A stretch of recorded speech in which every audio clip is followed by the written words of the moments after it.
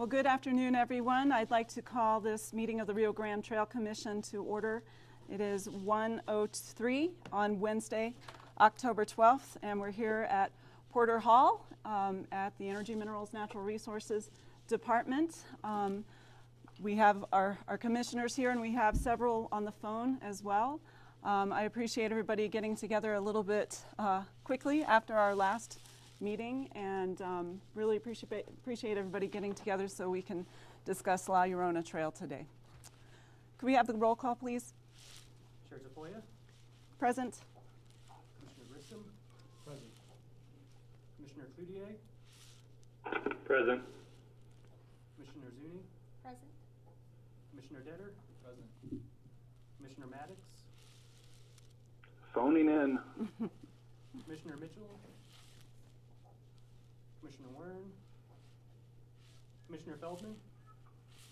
On the phone. Representative Steinborn?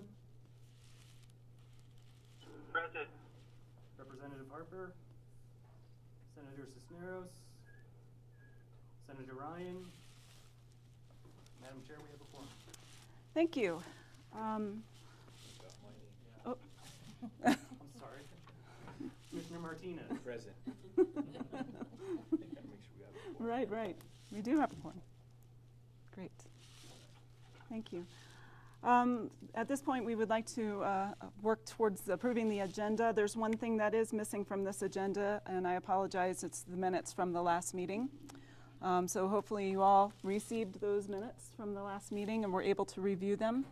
I'd like to welcome Commissioner Grissom, who is sitting in place of Secretary Latham today. So thank you very much for being here with us. Thank you. As well as Commissioner Cloutier from Economic Development. This will be a new designee from Economic Development, so thank you so much for being here today on the phone as well. Thanks for having me. Sure. So with regard to the agenda, if we could please add the minutes to the agenda. And so I'd like to call for approval of that. So moved. Commissioner Zuni, do I have a second? Second. All in favor? Aye. Opposed? Aye. Opposed? Great. So with that, we will then move into the minutes. Did folks have any questions or concerns about the minutes that went out to you from last meeting last month? Okay. Then can I have a motion to approve the minutes from our last meeting? Motion to approve. Thank you, Commissioner Detter. Do I have a second? Second. All in favor? Aye. Aye. Opposed? Okay, motion carries. So what we're here today to talk about, since as I mentioned, we had a very extensive meeting last month at the village of Corrales that I think was really fruitful. And at that time, we introduced the concept of the La Llorona Trail in Las Cruces as a potential Rio Grande Trail segment. We talked at length about the requirements in order to have the commission recommend that trail segment as part of the Rio Grande Trail. And we went home with a little bit of homework in order to make sure that we received enough public input and comment and to look into the environmental and natural and cultural resource impacts of this particular trail segment.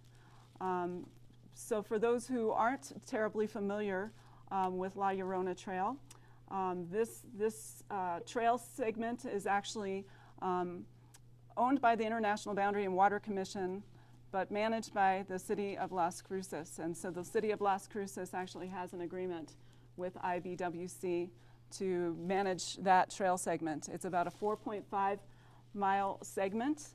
And the city of Las Cruces, in their meeting last month in September, actually did pass a resolution to request that this segment of trail along the river be designated as a Rio Grande Trail segment. Representative Steinborn did send us a little bit more information about the trail because there were some questions at the last meeting. And it is a 10-foot wide trail and made of 2 materials. Representative Steinborn, do you know what those materials are? Is it base course, or is there any paving? Yeah, you know, I'm driving right now. Everyone, sorry. It's in the email I just sent out to you. Okay. I know part of it is asphalt, and then the other part of it might be, let's say, concrete. Okay. But anyway, if you or someone wouldn't mind, maybe we could read out that email. Sure. Sure. Great. Yes, 1.1 miles from Picacho Avenue north to the Las Cruces outfall channel. Yes, here we have it. Is made of pervious concrete, and 3.4 miles from Picacho Avenue south to Calle Norte is made of asphalt. And the permitted use of the facilities are for non-motorized vehicles only and pedestrian use. The only exception is the use of motorized wheelchairs. So that's a little bit more information with regard to this trail segment. So one of the things that was important for us to ensure is that we provided the public an opportunity for comment and for written comment. And so the steps that we've taken in the last month include issuing public notice. So we issued public notice formally in the newspaper, the Albuquerque Journal, 10 days ago, but we immediately after our meeting that we had in Corrales, we actually put the information regarding this trail segment up on our website. We also ran an ad in the Las Cruces Sun last week. And then Commissioner Zuni, you reached out to some of your contacts as well. Do you want to talk a little bit about that?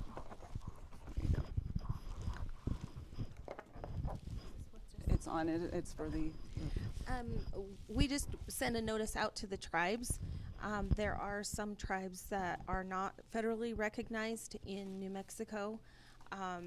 And we just sent the information to the actual tribes that are federally recognized here in New Mexico. So that's basically what we did. Mm-hmm. And Commissioner Zuni, did you receive any input? Not to this point. We haven't received anything. Okay, thank you. So in putting that information out there, you know, we really felt that the first public meeting that we had with regard to this was last month, and then giving a month for public comment would be part of the spirit of the act, the Rio Grande Trail Act. Our commission coordinator, John Bussmeyer, I'd like to introduce him. Hi, John. Thank you for joining us today. John will be taking the place of Kathy Fernandez and will be supplying a lot of the information out to all of the commission members and to the public as well. But he was our point person for receiving public comment. And John, did you receive any comment at all? Anything by email or phone? No, Madam Chair, I did not. Okay, so John did not receive any comment at this point. The other piece that we were tasked with was taking a look at environmental and cultural impacts. And we did a lot of investigation with the city of Las Cruces, as well as with the International Boundary and Water Commission to see what had been done out there. I want to reiterate that this is an existing trail. And again, as part of the act that is in your binder here, it was really encouraged as part of the act to designate existing trail. So I think that that is a really important point to make as well. But Dr. David Certain did a little bit of research with regard to the environmental and cultural impacts, potential impacts of this trail. This trail's been around for quite a while. And so because it's International Boundary and Water Commission property, which is federal property, that federal agency is required to take into account the National Environmental Policy Act as well as the National Historic Preservation Act when they're building things and constructing things, or if they're in partnership with another agency like the City of Las Cruces in building or constructing a trail. And so they did follow those rules, those guidelines, those national laws. Dr. Certain, would you like to talk a little bit about what you found out with regard to the environmental assessment that was done? Sure. Thank you, Madam Chair. Commissioners, At the time, immediately following our meeting in Corrales, we started looking into first just online and by reaching out to the city of Las Cruces to see what records they might have for any NEPA compliance work and documentation that was done for the existing trail. And after, it took a little bit of time to find the right person at the city of Las Cruces. Apparently they've gone through quite a bit of turnover in the years since that trail was started. They were finally able to find at least one NEPA document for us to have in our records for right now. This document is an environmental assessment document that was prepared by Zia Consultants there in Las Cruces, and it's entitled Environmental Assessment Document Proposed Rio Grande Corridor Alternative Transportation Pathway. That's what the La Llorona Trail was called originally, was the ATP for short. So this document covers both natural resource compliance, the NEPA piece of it that Madam Chair was talking about, and the cultural resource survey that was done. What I need to clarify though is that it's not for the entire 4.5 mile La Llorona Trail. This document only covers 1.1 miles, which was the original segment of the trail that was done probably back in 2003. Obviously, since then, additional length of trail has been constructed. I have spoken with a representative at IBWC, and they are going to find and provide us with the remaining documents that should cover both the natural and cultural resource compliance for the remainder of the trail. But at this moment in time, we do not have those documents. In speaking to IBWC, they did feel confident that those documents existed, but since I only talked to them 2 or 3 days ago, I haven't received those documents yet. Okay, great. Thank you.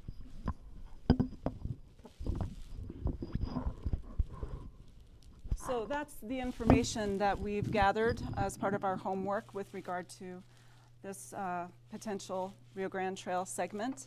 And I would open it up to the commission for questions or comments. Commissioner Griscom. Yes, please. So maybe you touched on this at the last meeting, but if we were to designate this as part of the Rio Grande Trail, who would undertake the maintenance and who would own it? And how old is this trail, and do we know if there's any significant maintenance issues that are coming up in the future? Thank you for asking that. This trail segment would still remain owned by the International Boundary and Water Commission and maintained by the city of Las Cruces. Any of these trails that are designated will retain the ownership of that entity. So for instance,